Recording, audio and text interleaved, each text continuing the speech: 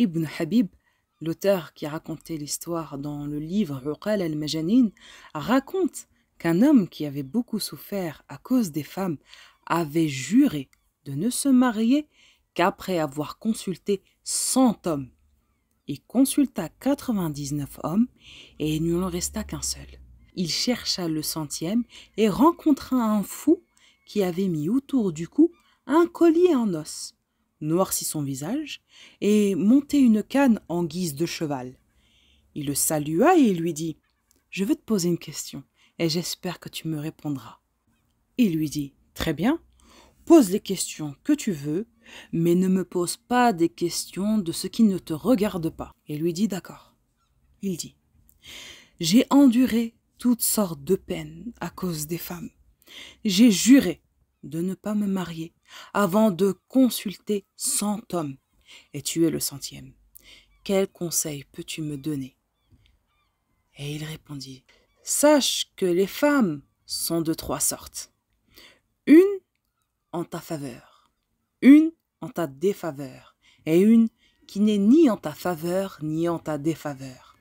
Celle qui est en ta faveur est une jeune fille belle et douce qu'aucun homme n'a touchée avant toi. Si elle voit en toi quelque chose de bien, elle loue Allah. Si elle voit en toi quelque chose de mal, elle le tait.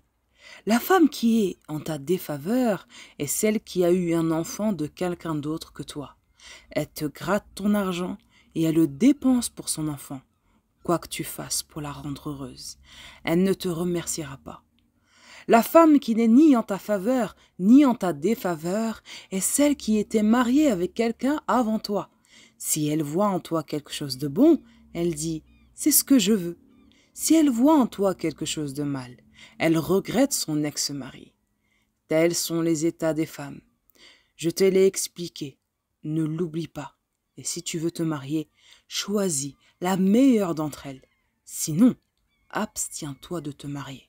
Le monsieur lui répondit « Je t'adjure par Allah de me dire qui tu es. » L'homme lui répondit « Ne t'ai-je pas imposé comme condition de ne pas te mêler de ce qui ne te regarde pas ?» Mes très chers frères et sœurs, je tiens à préciser que l'histoire que j'ai partagée était un sujet de réflexion basé sur un thème islamique. L'objectif n'était en aucun cas de dénigrer qui que ce soit, mais plutôt d'inviter à la méditation sur certains conseils et avis présents dans notre religion. L'islam nous enseigne la sagesse, la justice et la bienveillance dans nos choix de vie, y compris le mariage. Il est aussi essentiel, par exemple, de rappeler qu'il y a des femmes qui ont eu des enfants et qui, par la grâce d'Allah, ont trouvé des époux bienveillants avec qui elles ont construit un mariage heureux et épanoui. Le bonheur conjugal ne dépend pas d'un statut, ni d'un passé, mais de la sincérité des cœurs et du respect mutuel, de compatibilité et de la volonté sincère de construire un foyer sur de bonnes bases. Chaque situation est différente et seule la crainte d'Allah, la sincérité et la bonne intention doivent guider nos décisions pour construire un foyer sur des bases solides. Qu'Allah nous accorde la sagesse et la clairvoyance dans nos choix.